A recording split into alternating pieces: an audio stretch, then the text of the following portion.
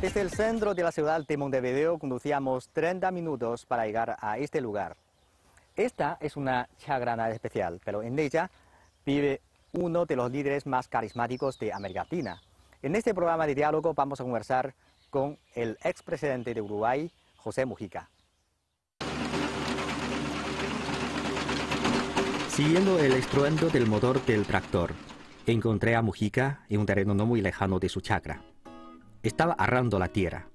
Ese hombre anciano que se encontraba frente a mí parecía diferente a la imagen que yo había conocido en la televisión. Sus ojos, que antes parecían los de un águila, ahora tenían una mirada cariñosa y amable. Vestía una simple camiseta blanca y unas botas manchadas debido a que venía de andar en la tierra. Mujica me saludó con hospitalidad y se preocupó por si yo estaba cansado del largo viaje. Le pregunté por su famoso auto y me llevó al garaje para mostrármelo.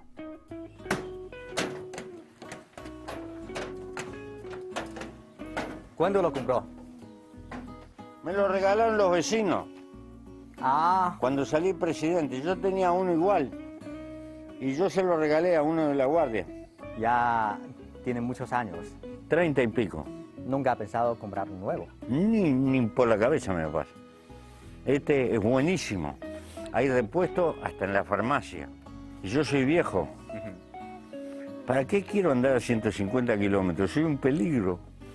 Yo ando a 80 por acá, por mi barrio y ya está. No preciso más. ¿Para qué? ¿Para complicarme la vida? ¿Pagar más patentes, seguro? No. Además, un auto sencillo. No hace muchos meses, Mujica renunció a su puesto en el Senado y decidió regresar al campo. Ahora se levanta todos los días a las 5 de la mañana y se va a descansar a las 10 o 11 de la noche. Leer periódicos y libros, ver las noticias y cultivar plantas constituyen principalmente su vida cotidiana. ¿Le gusta el campo? Me encanta. De toda mi vida, yo nací en una chacra más pequeña que esta y me encanta la naturaleza. Mujica, el hombre anciano que antes fue una de las personalidades más importantes e influyentes en la política uruguaya y de Latinoamérica, ahora me parecía como uno más de mis ancestros que disfrutaban de la vida rural y hablaban conmigo sobre la filosofía y su experiencia de la vida. ¿Ahora ya deja totalmente el cargo oficial? Y estoy relativamente retirado, sí. Estoy un poco jubilado. Un poco jubilado. Sí, igual sigo siempre haciendo algo. Entonces usted dijo que oficialmente jubilado, pero sigue con la política. Sí, sí. ¿De qué forma? Pertenezco a una agrupación política que integra el Frente Amplio. Es casi la mitad del Frente Amplio. Y estoy luchando para que una nueva generación se vaya haciendo cargo del porvenir, como corresponde.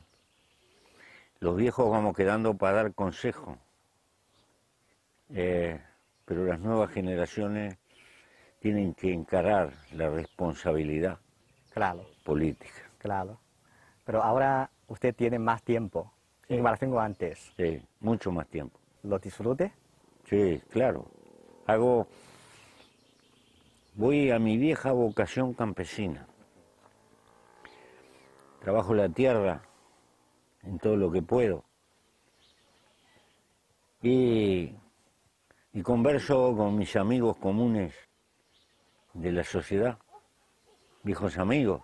Cuando venimos aquí, al comienzo no pudimos encontrar el camino y luego el chofer preguntó a una persona que está caminando por la calle. Parece que aquí todos conocen su casa. Sí. Este es un país chico, de poca gente.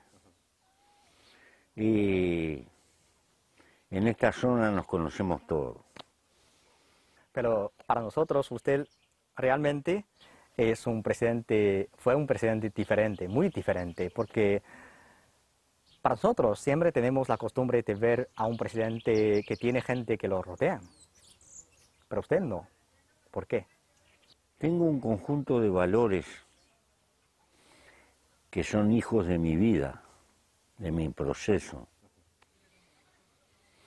En realidad, estuve, por ejemplo, muchos años preso en condiciones muy difíciles. La noche que me ponían un colchón para dormir en el suelo, estaba contento. Y ahí aprendí que no es tanto lo que necesitamos para vivir. Y me doy cuenta que teniendo un techo, comida segura, lo demás es muy relativo. Y he decidido en mi vida ser sobrio, andar con el mínimo de compromiso material. Viajo con una valijita así, no preciso más. Y toda mi vida es eso. ¿Por qué?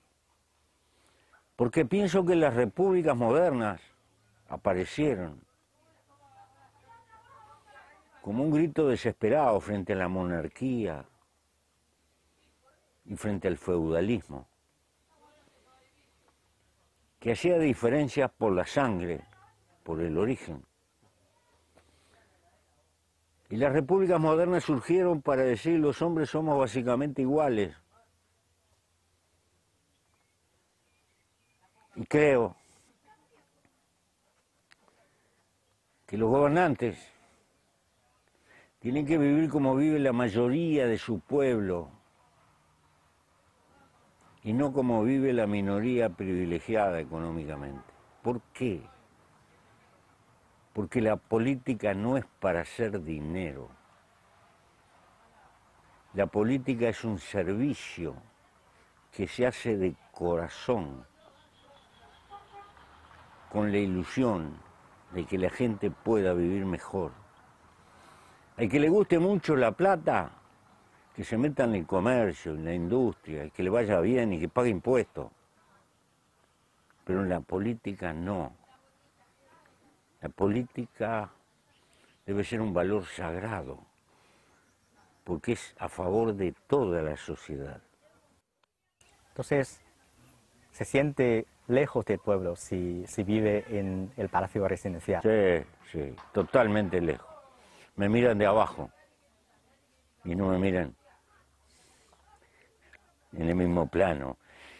Y yo soy del pueblo y quiero seguir siendo del pueblo. ¿Cuántos años lleva viviendo en esta chacra? 34 años. Antes de ser presidente vivía acá y como presidente seguí viviendo acá y ahora sigo viviendo acá y chao. Y de acá me llevan al cementerio.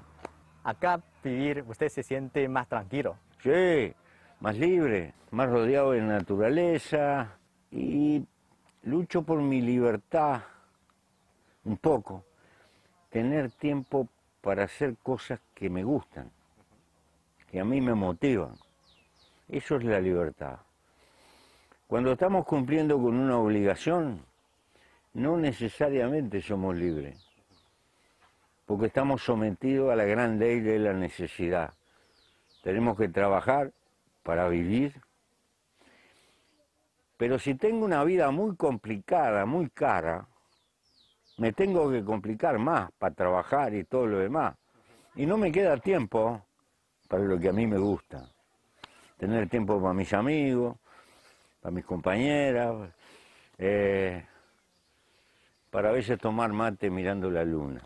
¿Cómo ve usted la etiqueta que le pone a los medios como el presidente más pobre del mundo? No soy el más pobre, soy sobrio. Pobre es el que precisa mucho.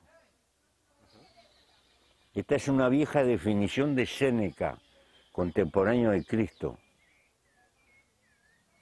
Pobre es el que necesita mucho. Si necesita mucho, nunca alcanza. Entonces anda siempre atrás de lo que precisa, lleno de ansiedad. Yo creo que esa es la contradicción de nuestra época, Y es la cultura general del sistema en el que vivimos que necesita que seamos compradores, compradores compulsivos, porque si no se para el negocio. Y no estoy por el atraso, ni estoy para que el hombre tiene que volver a las cavernas, ni ser un primitivo, no. Pero junto al crecimiento económico creo que hay que preocuparse de la felicidad en la vida. Porque vida tenemos una y se nos va. ¿Y cuáles son las cosas que nos gratifican? El tiempo que gastamos con nuestros hijos, con nuestros amigos, con nuestros seres queridos, y con ese hobby de cosas que a uno le gusta. A uno puede ser jugar al fútbol, a otro pescar, a otro subir a una montaña, no sé. Cosas que no son negocio, pero que nos gustan. El hombre, como decían los viejos griegos, nada en demasía.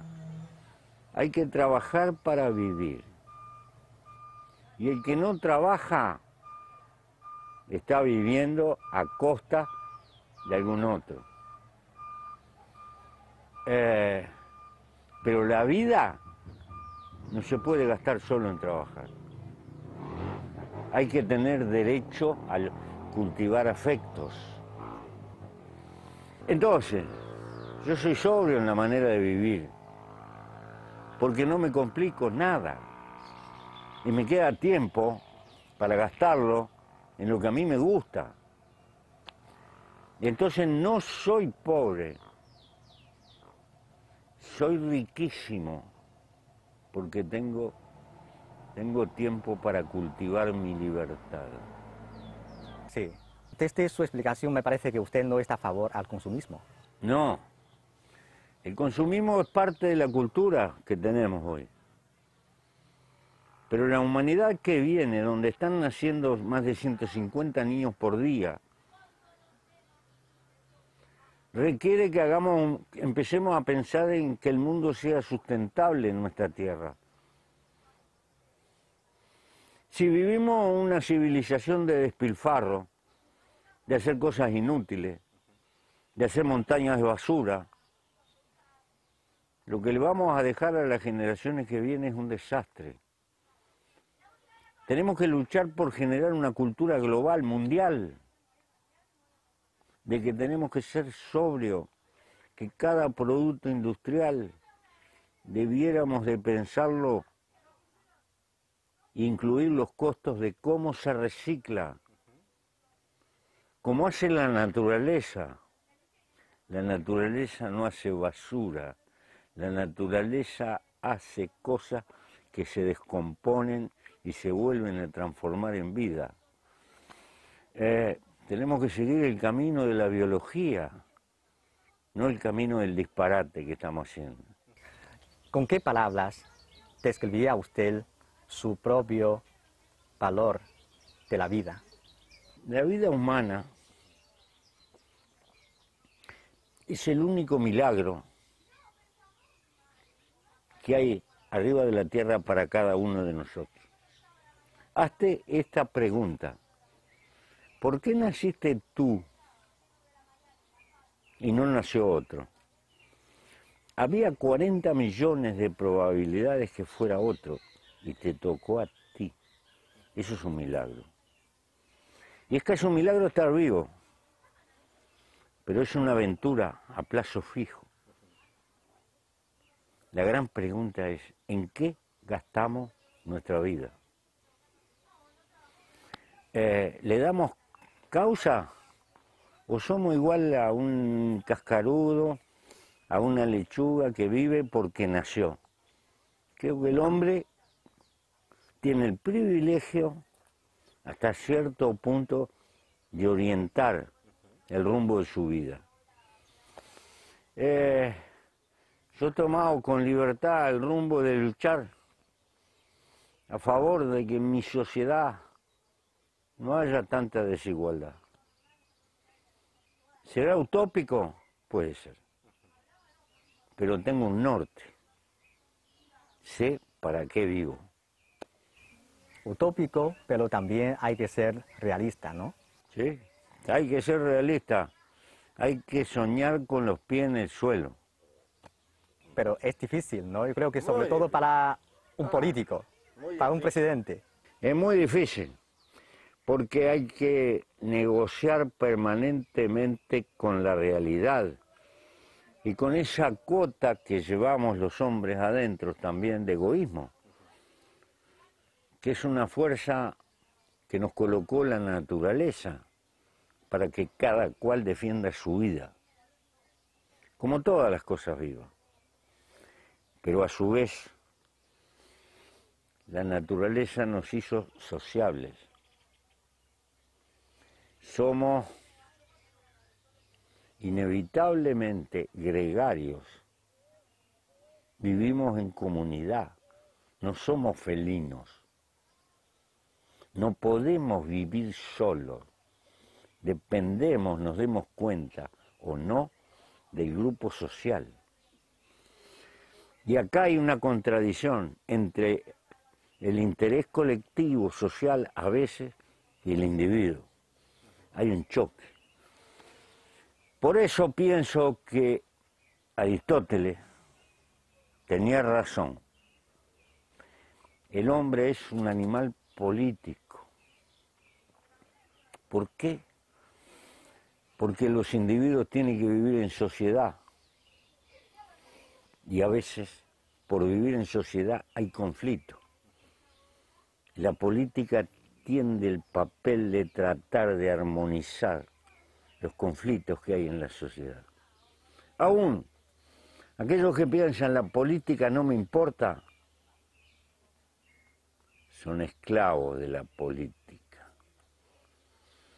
Porque si pudiéramos vivir solo, pero probablemente andaríamos tapados con un cuero con suerte. Nos ponemos zapatos, ropa, tenemos médicos, mecánicos, progreso. Todo eso que llamamos civilización es porque somos gregarios.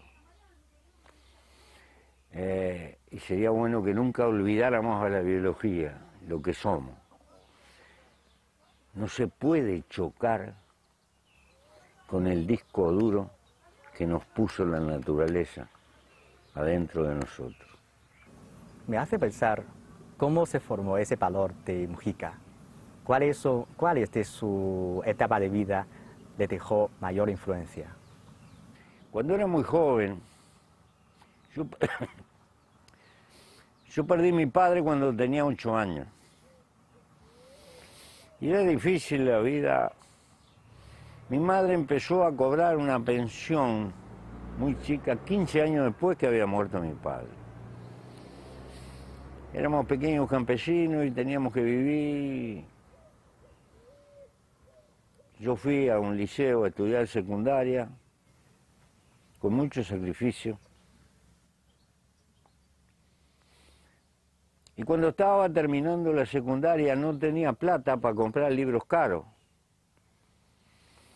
Y tuve 3, 4 años que iba a una biblioteca pública, 5 o 6 horas por día, a leer, y a leer, y a leer. Entre los 17 años y 22, 23 años. Leí muchísimo, de todo. Ese fue un capital que me quedó adentro. No le di mucha importancia. Después con otro me dediqué a cambiar el mundo. Fueron años de guerrilla, años de lucha, estuve clandestino, fui herido, caí preso, 2 veces, me escapé, volví a ir, de todo. Pero en mis años de soledad, y tuve muchos años en condiciones, 7 años sin libro, sin poder leer. En ese tiempo yo entré a rumiar mis ideas, lo que había leído en ese tiempo muerto donde no tenía nada. curiosamente fue el tiempo donde aprendí más de la vida. Y le quiero transmitir a las nuevas generaciones que probablemente el hombre, si no queda destruido, aprende más de la adversidad que de los triunfos. Cosa curiosa. Con esto no estoy deseando que la gente pase años de soledad y todo lo demás. Pero quiero darle un mensaje de fortaleza. El ser humano es un animal muy fuerte.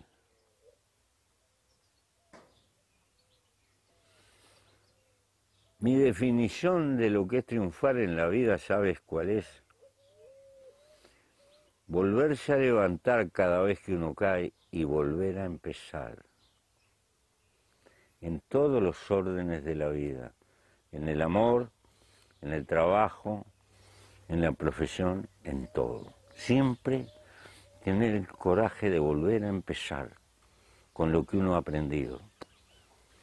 Claro, recientemente se estrenó la película La noche de 12 años. Muy dura. Yo la vi una vez y no quise verla más, porque me trae recuerdos. Está muy bien hecha, con mucha honradez intelectual. Pero bueno, así es la vida. A otros le ha ido peor. Claro, yo también imaginaba que para usted ver esta película es algo muy difícil. Sí, es muy difícil, porque aparece mi madre, la representación de mi madre. Pero es la historia. Es historia. Esa es la historia, sobre todo para los jóvenes. Sí.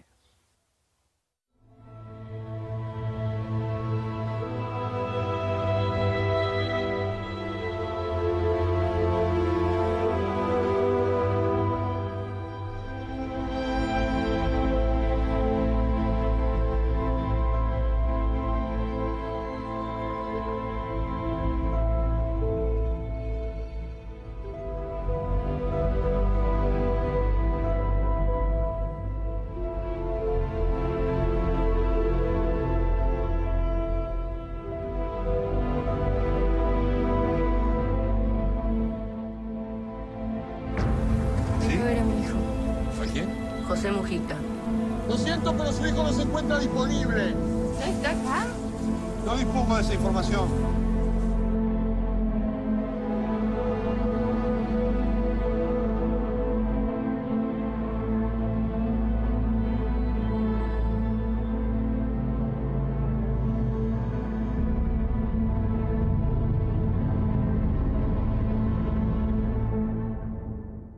En la década de los 60 del siglo pasado, cuando tenía unos 20 años de edad, Mujica se unió a la guerrilla para derrocar la dictadura militar de aquel entonces en Uruguay. En su época de militante Tupamaro, participó en muchos ataques contra tropas de gobierno. Durante las operaciones militares, Mujica recibió 6 disparos y casi murió. Más tarde, fue arrestado por el gobierno militar junto con más de 100 guerrilleros. Pasó 14 años en prisión. Ahí fue torturado y maltratado.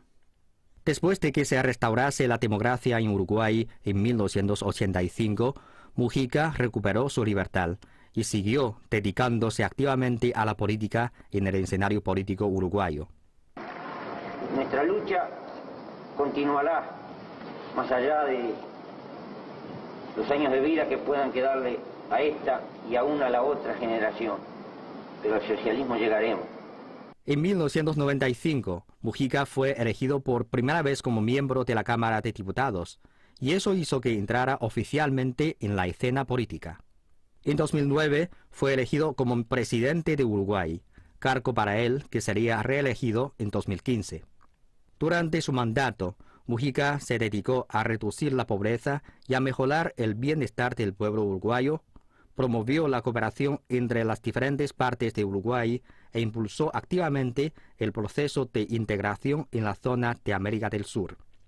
Además, Mujica se forjó una gran reputación entre los uruguayos gracias a su sencillo modo de vida y su lenguaje humorístico y popular, así como a su buena capacidad para comunicarse con el público. Al mismo tiempo, ganó el apoyo de otros grupos políticos y económicos gracias a su experiencia personal y a sus opiniones políticas. Los lugareños lo llaman cariñosamente Pepe.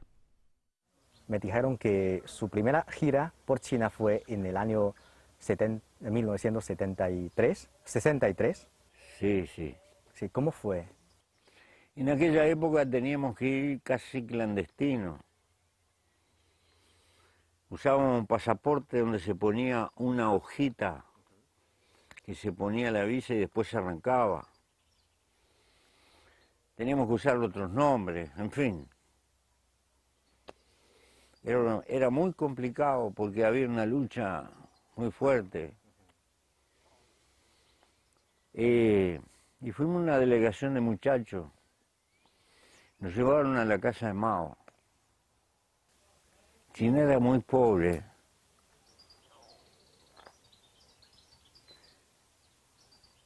Pero tenía un tesón admirable. Admirable. Allí me di cuenta de la fortaleza del pueblo chino. Y en 2013 usted realizó otra visita a China. Sí, Cuéntanos un poco sobre esta gira. había habido un cambio abismal. China se había modernizado con industrias imponentes, con un avance material imponente. Entonces, ahora usted ya ha comenzado una nueva etapa de vida, que es, bueno, dejar todos los cargos oficiales. Entonces, ¿qué plan tiene para el futuro? Fundamentalmente ayudar a la formación de nuevas generaciones que van a seguir luchando en la política. Más que nada, empiezo a ser un hombre viejo con experiencia que intenta transmitírsela a las generaciones de luchadores que van a venir. No sé lo que harán, porque el futuro es de ellos. Pero les tengo que decir que cometan los errores de su tiempo, no los errores de mi tiempo. Por lo menos, el estudiar el pasado no nos da garantías hacia el futuro, pero nos enseña a no cometer errores que cometieron las otras generaciones. Seguramente que se cometerán nuevos errores porque los hombres no somos dioses, no somos infalibles. Los hombres también nos equivocamos. Y aprendemos del error.